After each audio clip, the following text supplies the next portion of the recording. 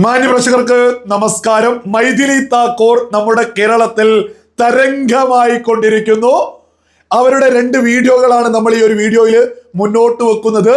ബീഹാറിൽ നിന്നെത്തിയിട്ട് പിണറായി വിജയനിട്ട് നല്ല 1.5 തട്ട് കൊടുക്കുന്നൊരു വീഡിയോയുമുണ്ട്. നമുക്ക് അതിലേക്കൊക്കെ പോവാം. അതിനു മുമ്പായിട്ട് ആദ്യത്തെ വീഡിയോ ഒന്ന് നിങ്ങളൊന്ന് കണ്ടു നോക്കൂ.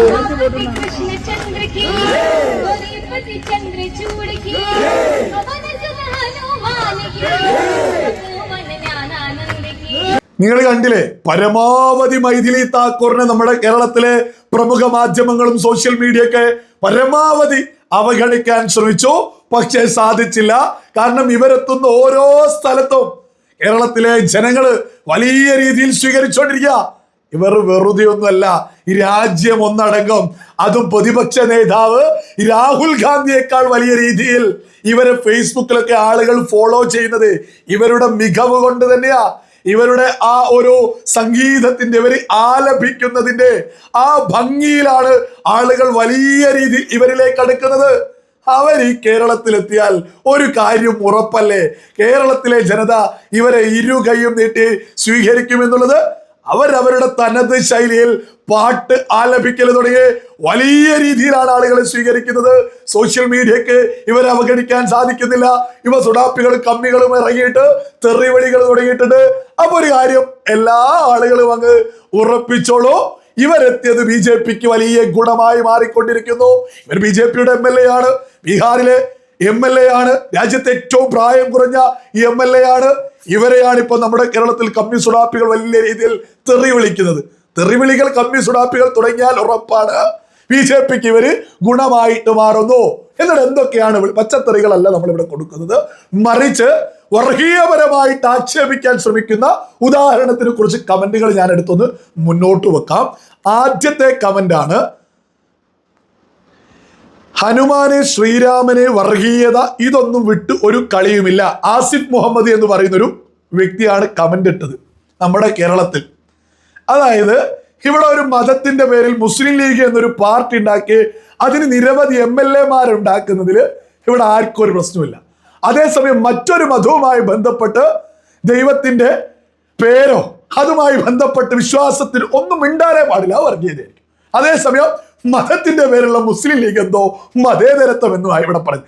അത്തരം ആളുകൾ വന്ന് ഇതിനൊക്കെ എതിരെ പറയുന്നുണ്ടെങ്കിൽ അവരുടെ ഉള്ളിലല്ലേ യഥാർത്ഥ പച്ചവർഗീയത. അടുത്ത കമന്റ് ആണ്, ഈ കുട്ടിയോടൊന്ന് പറഞ്ഞു കൊടുക്കൂ, ഇത് ദേവസ്വം ബോർഡിലേക്കുള്ള തിരഞ്ഞെടുപ്പല്ല, നിയമസഭാ തിരഞ്ഞെടുപ്പാണെന്ന് അബ്ദുൽ റഹീം എന്ന് പറയുന്നൊരു വ്യക്തിയാണിത് കമന്റ് ആയിട്ട് ഇട്ടിട്ടുള്ളത്. ഇത് ദേവസ്വം ബോർഡിലേക്കല്ല, നിയമസഭയിലേക്ക് തന്നെയാ.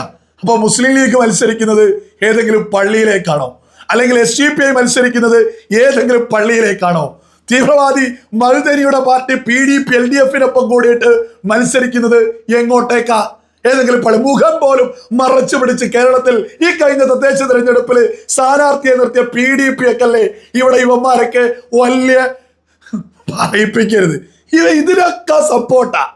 അതേസമയം മറ്റൊരു മതത്തിലൊരു വിശ്വാസത്തെ കുറിച്ച് അതിനെക്കുറിച്ച് ഒരു അക്ഷര പാട്ട് ഇവരുടെ മൈഥിലി താക്കൂർ രാജ്യം ഒന്നടങ്കം തരംഗമായതിന് അവരുടേതായ നമ്മുടെ രാജ്യത്തിന്റെ തനത് ശൈലിയിലുള്ള നമ്മുടെ സംസ്കാരമൊക്കെ ഉയർത്തിപ്പിടിച്ചിട്ടുള്ള പാട്ടുകളിലൂടെയാണ്. അത്തരത്തിലാണ് അവർ പേരെടുത്തൊരു ഒരു പാട്ടൊക്കെ ആലപിച്ച് ആ ഒരു രീതിയിലാണ് അവർ ഗായികയായിട്ട് രാജ്യത്ത് അറിയപ്പെടുന്നത്.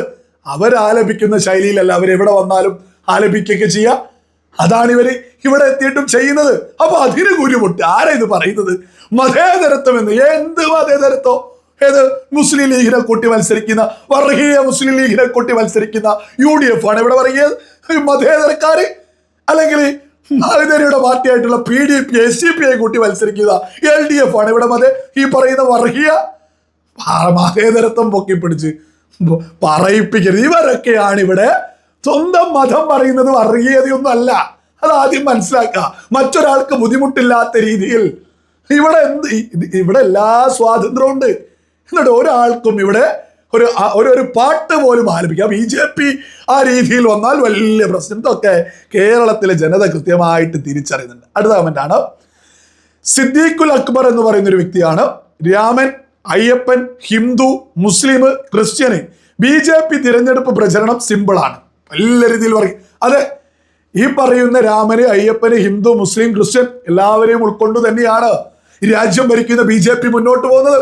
അതുകൊണ്ടല്ലേ ഞാനും ഈ കമന്റ് ഇട്ടവനും ഇവിടെ ഇത് കാണുന്ന ആളുകളും എല്ലാവരും ഐക്യത്തിൽ ഇവിടെ സമാധാനത്തിൽ മുന്നോട്ട് പോകുന്നത്.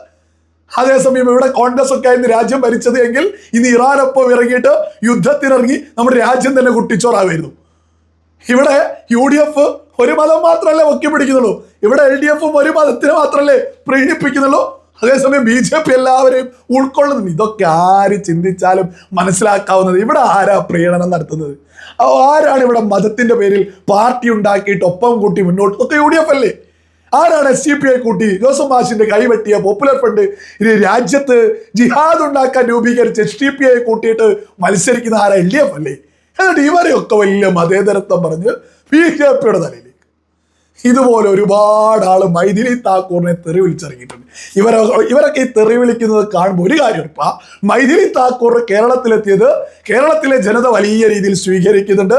ഇത്തരം സ്വീകരണങ്ങൾ ഉണ്ടായാൽ BJP കേരളത്തിൽ വലിയ രീതിയിൽ വളരും. ഇതൊക്കെ കണ്ടാണ് ഈ കുരുപൊട്ടലി എന്നുള്ളതൊക്കെ തന്നെ മലയാളികൾ തിരിച്ചറിയാം. മാത്രമല്ല പിണറായി വിജയനിട്ടും LDFിനിട്ടും ഒന്നൊന്നര കൊട്ട് കൊടുക്കുന്നുണ്ട്. നിങ്ങൾ അതൊന്ന് കണ്ടു നോക്കൂ.